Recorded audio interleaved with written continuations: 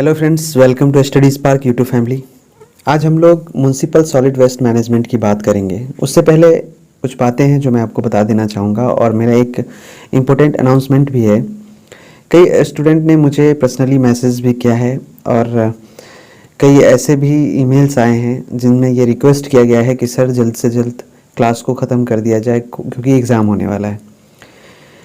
मैंने पूरा सिलेबस देखा है आपका और जो नोट्स हैं जो सॉर्ट किया गया है मेरे द्वारा वो उस पर काम चल रहा है। अगर आप बुक देखें तो अगर बढ़िया बुक पढ़ते हैं जैसे कि मैकग्रो-वेल्स वगैरह का अगर आप बुक पढ़ते हैं तो वो 800 900 हज़ार पेज का है वो। अब सोच लीजिए कि एक ऐसा टॉपिक जो इंजीनियरिंग से रिलेटेड हो उसको सॉर्ट करके आपके एग्ज़ाम के अकॉर्डिंग बनाना कितना कठिन काम होगा। मैंने ऐसे 20 मास्टर वीडियोस के लिए मटेरियल्स तैयार किए हैं और ऐसे टॉपिक्स को लिया है जिससे आपके एग्ज़ाम के लिए वो काफ़ी लाभदायक होंगे और जैसे ही आप उस टॉपिक को कंप्लीट करिएगा तो उससे रिलेटेड जितनी भी ऑब्जेक्टिव्स बनेंगे आप कर पाएंगे। और हाँ, मेरा जो वो वीडियो आएगा वो 12 तारीख के बाद आएगा क्योंकि मुझे इस बीच कुछ टाइम चाहिए और मेरा भी कुछ प्रोजेक्ट चल रहा है, उस पर मैं काम कर रहा हूँ, इसलिए मैं थोड़ा व्यस्त भी हूँ। अभी हाल ही में मैं इलनेस से रिकवर हुआ हूँ तो थोड़ा सा हर चीज़ को करने में एडजस्ट होने में टाइम लगता है क्योंकि जो बिखर जाता है उसे संभालने में आप समझ सकते हैं कि कितना थोड़ा सा कठिन हो जाता है, बट मैं कर लूँगा। लेकिन परेशान नहीं होना है, मैं हर चीज़ देख रहा हूँ और मेरी ये कोशिश है कि मैं वो चीज़ें दे पाऊँ आपको जिससे कि आपका कॉन्सेप्ट क्लियर हो जाए। बुक्स बहुत सारी हैं, आप किताब को भी पढ़ें, ऑब्जेक्टिव्स करें और जो और भी सोर्सेज हैं जहाँ से आपकी तैयारी हो सकती है, बेटर बुक को पढ़ने की कोशिश करें। ये सब आपको ज़्यादा फ़ायदेमंद होंगी। साथ ही साथ हमारा जो वीडियो होगा वहाँ पे आपका कॉन्सेप्ट क्लियर होगा और मैं कोशिश करूँगा कि मैक्सिमम चीज़ें मैं आपको दूँ। तो 12 तारीख से हमारा कंटिन्यू आएगा और उस टॉपिक पे हम काम कर रहे हैं। लाइन बाय लाइन बुक पढ़ना मेरे हिसाब से बेकार है। मुझे लगता है कि एक निचोड़, आप क्लास में इसलिए आते हो कि आपको क्रीम मिलता है। क्लास जो होता है वो आपको दूध को गर्म करने के बाद जो ऊपर क्रीम बनती है ना, वो क्लास देता है। तो स्टूडेंट जो क्लास आते हैं उसका सीधा सीधा मकसद होता है क्रीम खाना, दूध पीना नहीं। ये मेरा समझाने का तरीका था। खैर, आई होप कि आप मुझे टाइम देंगे और मैं आपको आपके बेहतर के लिए कोशिश कर रहा हूँ। शायद मैं कामयाब हो जाऊँ और मेरी मेहनत और आपकी मेहनत रंग लाए, आपका सिलेक्शन हो जाए, आप सैनिटरी ऑफिसर बन जाए, मेरी ये दुआ है। चलिए प्रारंभ करते हैं फर्स्ट म्युनिसिपल सॉलिड वेस्ट से। आपने क्लास कर लिया है, इस पे बेस्ड एमसीक्यू भी हो गया है, पीडीएफ है, इस पीडीएफ को भी करा देते हैं। शुरू करते हैं म्युनिसिपल सॉलिड वेस्ट से।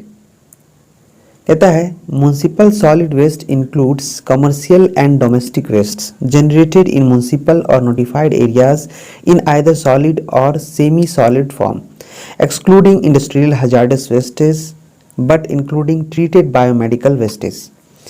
नगर पालिका ठोस अपशिष्ट में औद्योगिक खतरनाक अपशिष्टों को छोड़कर लेकिन उपचारित जैव चिकित्सा अपशिष्ट सहित ठोस या अर्ध ठोस रूप में नगर पालिका या अधिसूचित क्षेत्रों में उत्पन्न वाणिज्यिक और घरेलू अपशिष्ट शामिल है।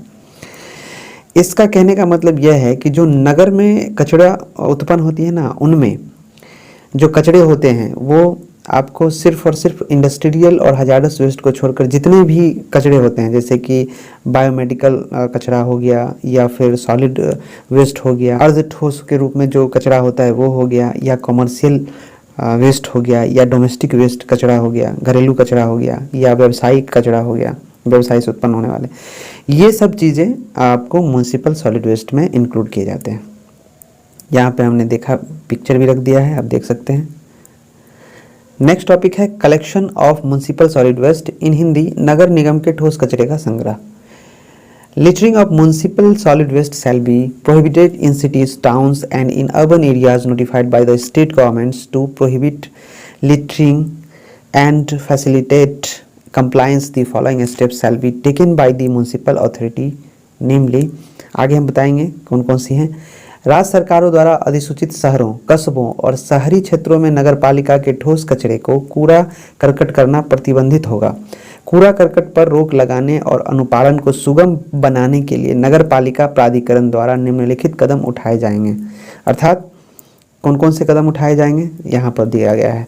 पहला है organising house to house collection of municipal solid waste through any of the methods like community bin collection, central bin जिसे कहते हैं, house to house collection, collection on regular pre inform timing and scheduling by using musical bell of the vehicle. जैसे गाना वगैरह बजता रहता है bike पे, आप देखते होइएगा, घर घर कचरा उठाता है और बोलता है गाड़ी वाला आया घर से कचरा निकाल, वही बोल रहा है ये। सेकेंड, इन्होंने कहा है dividing collection of waste from slums and squatter areas और localities including hotels, restaurants, office complexes and commercial areas। Third कहता है waste from slaughters houses, meat and fish markets, fruits and vegetable markets which are biodegradable in nature shall be managed to make use of such wastage। सामुदायिक बिन संग्रह, central बिन, घर घर संग्रह, नियमित पूर्व सूचित समय पर संग्रह और वाहन की संगीत घंटी का उपयोग करके शेड्यूलिंग जैसे किसी भी तरीके के माध्यम से नगरपालिका ठोस कचरे के घर घर संग्रह को व्यवस्थित करना है। दूसरा है होटल, रेस्तरां, कार्यालय परिसर और वाणिज्यिक क्षेत्रों सहित मलिन बस्तियों और अवैध क्षेत्रों या इलाकों से कचरे का संग्रह करना है। वहीं तीसरा कहता है स्लॉटर्स हाउसेस मतलब बूचड़खाना जो होता है, मांस और मछली बाजारों, फलों और सब्जी बाजारों से निकलने वाले कचरे जो प्रकृति में बायोडिग्रेडेबल है, ऐसे कचरे का उपयोग करने के लिए बंधित किया जाएंगे, यानी कि उसको मैनेज किया जाएगा। इन सारे कचरों का डिस्पोजल कैसे होगा, उनका मैनेजमेंट किया जाएगा। वही नेक्स्ट है biomedical wastes and industrial waste shall not be mixed with municipal solid waste and such waste shall follow the rules separately specified for the purpose। Third कहता है collected waste from residential and other areas shall be transferred to community bin by hand driven carts or other small vehicles। Third कहता है construction or demolition wastes or debris shall be separately collected and disposed of following proper norms। Similarly, wastes generated at dairies shall be regulated in accordance with the state laws। And fourth कहता है wastes, garbage, dry leaves shall not be burnt। And fifth कहता है stray animals shall not be allowed to move around waste storage facilities or at any other place in the city or town। इन हिंदी इनको देख लेते हैं। जैव चिकित्सीय अपशिष्ट और औद्योगिक अपशिष्ट को नगर पालिका के ठोस अपशिष्ट के साथ नहीं मिलाया जाएगा, है ना। जो बायोमेडिकल वेस्ट है और जो इंडस्ट्रियल वेस्ट है उनको म्युनिसिपल के सॉलिड वेस्ट के साथ नहीं मिलाया जाएगा। और ऐसे अपशिष्ट इस प्रयोजन के लिए अलग से विनिर्दिष्ट नियमों का पालन करेंगे। जो पहले से नियम बना हुआ है इंडस्ट्रियल वेस्टेज के लिए, बायोमेडिकल वेस्टेज के डिस्पोजल के लिए, उन्हीं के अकॉर्डिंग जो होता है इनका मैनेजमेंट किया जाएगा। सेकेंड का जो रूपांतरण है वो है आवासीय और अन्य क्षेत्रों से एकत्रित कचरे को हाथ से चलने वाली गाड़ियों या अन्य छोटे वाहनों द्वारा सामुदायिक बिन में स्थानांतरित कर दिया जाएगा। थर्ड है निर्माण या विध्वंस कचरे। डिमोलिशिंग का मतलब ही होता है तोड़ना, या जो घर वगैरह होता है उसको तोड़ते हैं, विध्वंस बोलते हैं। उससे जो कचरा उत्पन्न होता है या जो मलबा होता है उसको अलग से एकत्र किया जाएगा और उचित मानदंडों का पालन करते हुए निपटाया जाएगा। इसी तरह डेयरियों में उत्पन्न होने वाले कचरे को राज्य के कानूनों के अनुसार विनियमित किया जाएगा। ये डेयरी वगैरह जो होता है वहाँ भी कचरा उत्पन्न होता है, उसके लिए भी जो रूल हैं स्टेट का उनके अकॉर्डिंग किया जाएगा उसका मैनेजमेंट। सेकेंड है अपशिष्ट यानी कचरा, सूखे पत्ते को नहीं जलाना चाहिए, ये म्युनिसिपल वेस्ट मैनेजमेंट में कहा गया है। फिफ्थ है आवारा पशुओं को अपशिष्ट भंडारण सुविधाओं या शहर या कस्बे में किसी अन्य स्थान पर घूमने की अनुमति नहीं दी जाएगी। ओके, अब थर्ड टॉपिक है storage of municipal solid waste, नगर निगम के ठोस कचरे का भंडारण।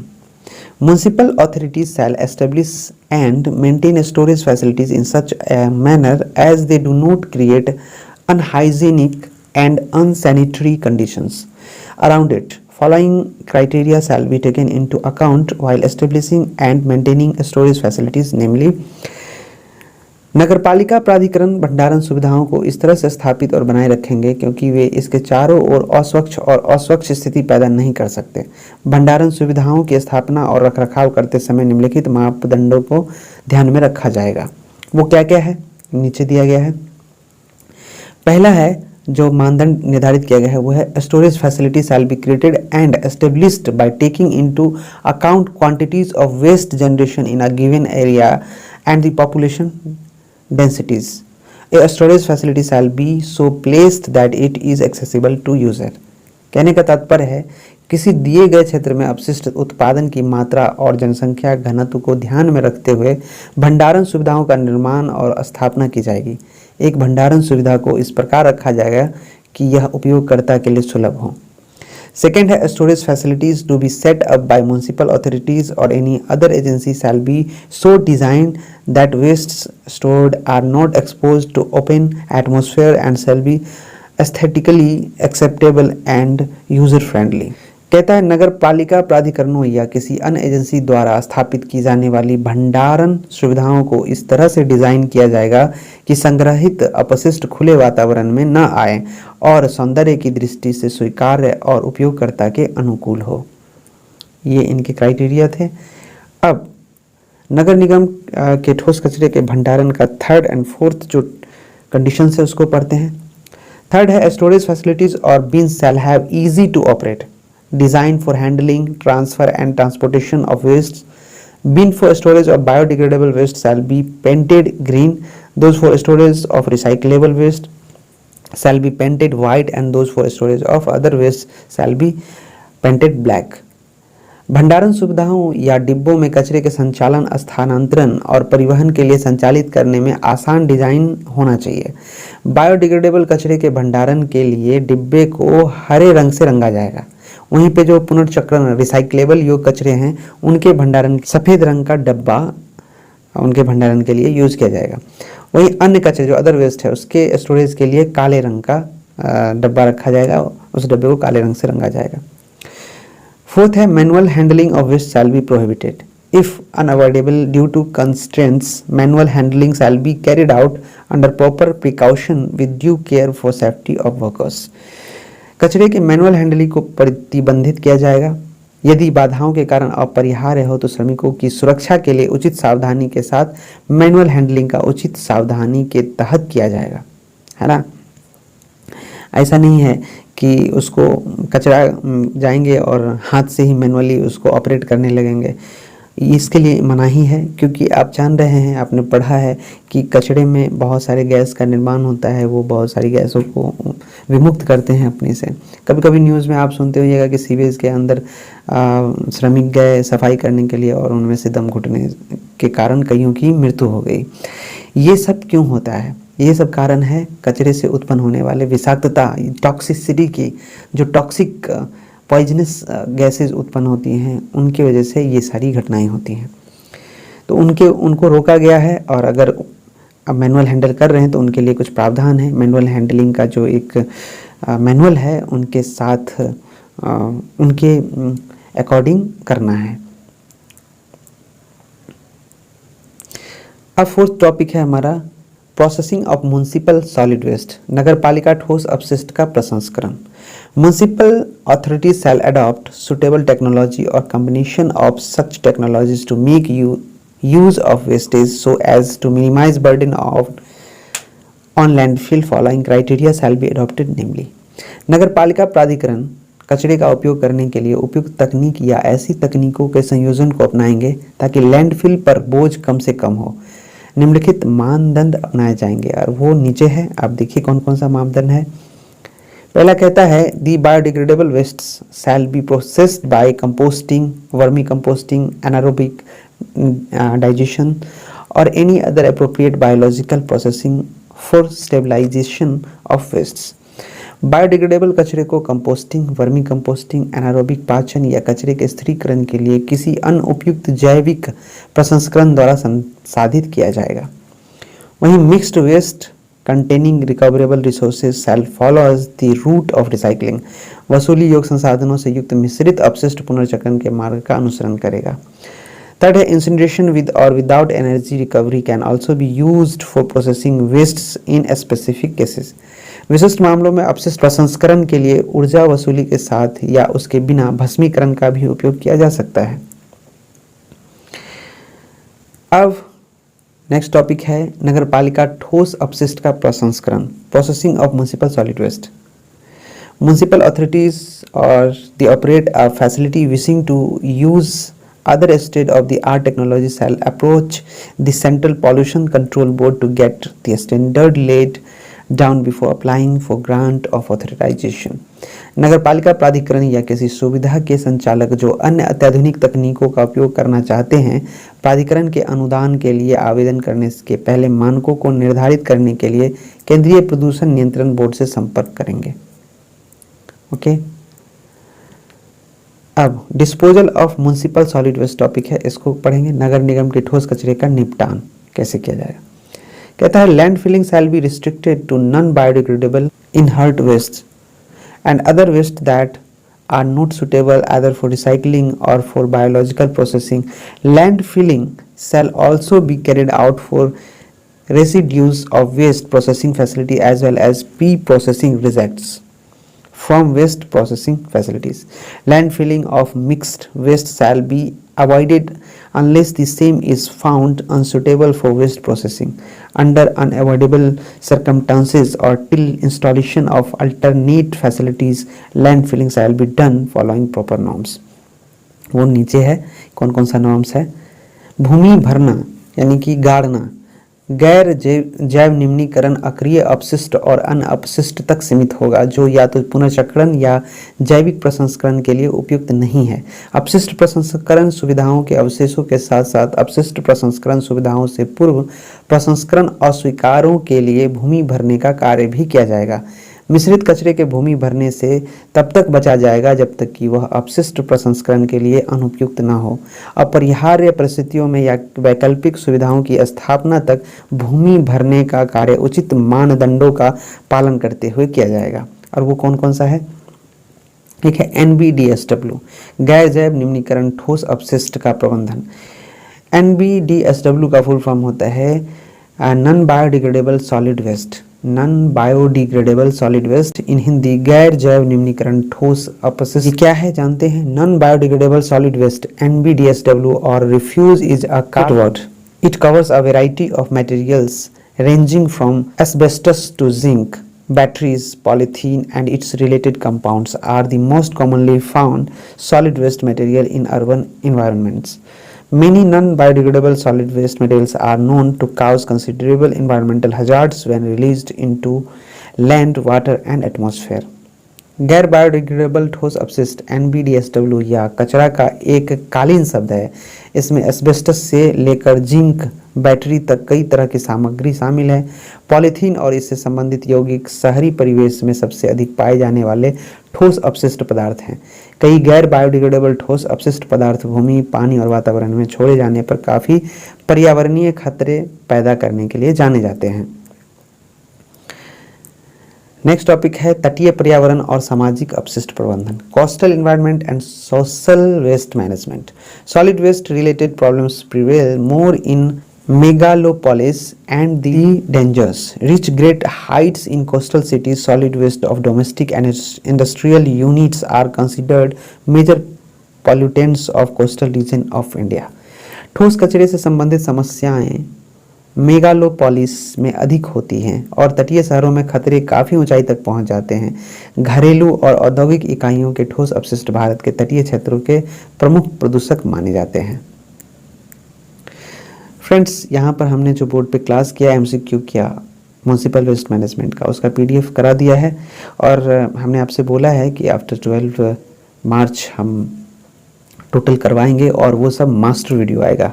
ये मेरा अनाउंसमेंट है, मास्टर वीडियो आएगा और ये इसमें सभी टॉपिक्स होंगे सारे यूनिट्स के। लगभग 10 वीडियो ऐसा आएगा मास्टर वीडियो। अगर आप वो कर लेते हैं तो आपको कहीं पढ़ने की और ज़्यादा ज़रूरत नहीं है, वो सफिशिएंट है। फिर भी मेरा रिक्वेस्ट रहेगा कि अगर आपको टाइम मिलता है तो आप सब्सिडी बुक मैकग्रेवल्स वगैरह की अच्छी बुक आती है, आप पढ़ सकते हैं।